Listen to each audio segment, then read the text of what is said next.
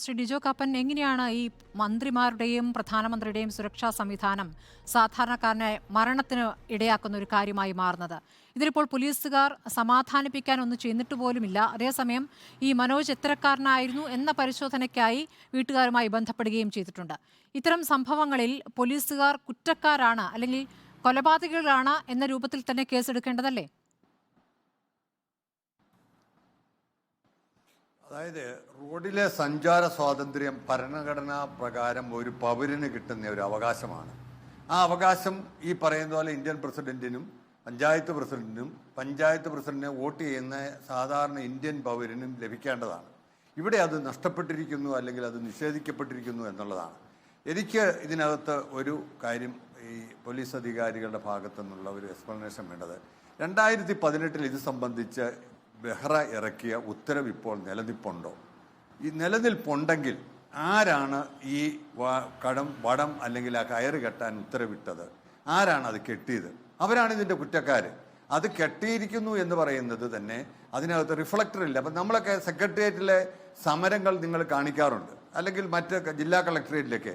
അവിടെ ഈ പ്രകടനത്തിന് വരുന്ന ആളുകൾ ആ ഗേറ്റ് കടന്നു പോകാതിരിക്കാൻ ബാരിക്കേഡ് വെച്ച് അവരെ തടയുക, അല്ലാതെ അവിടെ വടക്കെട്ടുമല്ല.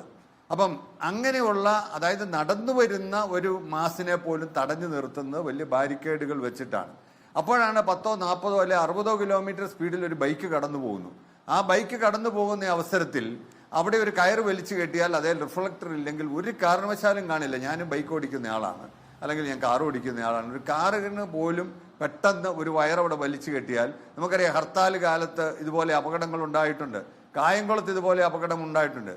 ഈ 2012 നിയമസഭാ സമ്മേളനം റിപ്പോർട്ട് ചെയ്യാൻ പോയ സുജി പറഞ്ഞ പോലെ തുരുത്തിക്കാട് ഈ മറ്റേ അനിൽ എന്ന് പറയുന്ന അദ്ദേഹത്തിന്റെ അപകടത്തെ സംബന്ധിച്ച് അന്ന് മനുഷ്യാവകാശ കമ്മീഷൻ കേസെടുത്തു.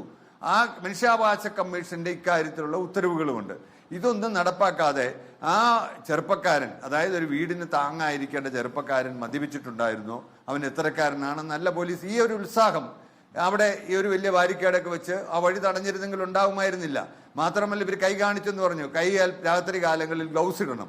എന്നിരുന്നാൽ ഒരു ഗ്ലൗസ് ഇട്ടാൽ മാത്രമേ കാണാൻ കഴിയുള്ളൂ. ഇത് അതിട്ടിട്ടുണ്ടായിരുന്നോ? ഇല്ലല്ലോ.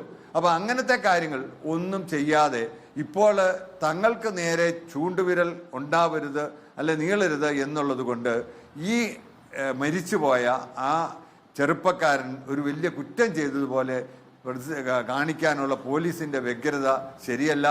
ഇന്ന് ഈ പറയുന്ന നമ്മുടെ ജോർജ് ജോസഫ് പറഞ്ഞു, ഇതിനകത്ത് നല്ല ശിക്ഷ അല്ലെങ്കിൽ നല്ല കോമ്പൻസേഷൻ അവർക്ക് കൊടുക്കണം. ആ കൊടുക്കുന്നത് ഈ സർക്കാർ ഖജനാവിൽ നിന്ന് ജനങ്ങളുടെ നികുതി പണം ആയിരിക്കരുത്. ഇത് ബന്ധപ്പെട്ട ആരൊക്കെയാണോ ഈ കുറ്റം ചെയ്ത് അവരിൽ നിന്ന് കൊടുത്താൽ മാത്രമേ നാളുകളിൽ ഇത് ആവർത്തിക്കാതിരിക്കുകയുള്ളൂ. അല്ലെങ്കിലുള്ള കുഴപ്പം എന്താണെന്ന് വെച്ച് കഴിഞ്ഞാൽ, സർക്കാർ ഖജനാവിൽ നിന്ന് പണം കൊടുത്തു കഴിഞ്ഞാൽ ആർക്കും ഇതിൻ്റെ ഒരു വേണമെങ്കിൽ അവരുടെ സർവീസ് ബുക്കിൽ എന്തെങ്കിലും ഒരു ബ്ലാക്ക് മാർക്ക് എഴുതിയിടും എന്നുള്ളതല്ലാതെ അവർക്ക് ദേഹം നോക്കുന്നില്ല. പക്ഷെ നമുക്കറിയാം, നമ്മുടെ ഹൈക്കോടതി പറഞ്ഞിട്ട് പോലും ഒരു പെൺകുട്ടിയെ അപമാനിച്ചതിൻ്റെ പണം പോലും ആ ബന്ധപ്പെട്ടവരിൽ നിന്ന് കൊടുക്കാൻ പറഞ്ഞിട്ട് കൊടുക്കാതെ അതിനെതിരെ അപ്പീൽ പോയ സർക്കാരാണ് ഇവിടെ ഉള്ളത്.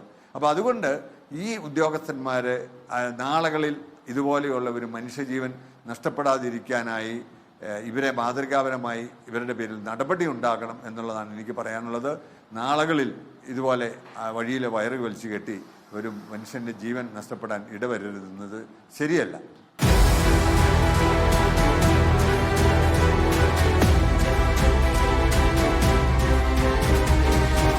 ഡിബേറ്റ് വിത്ത് സ്മൃതി പരുത്തിക്കാട്.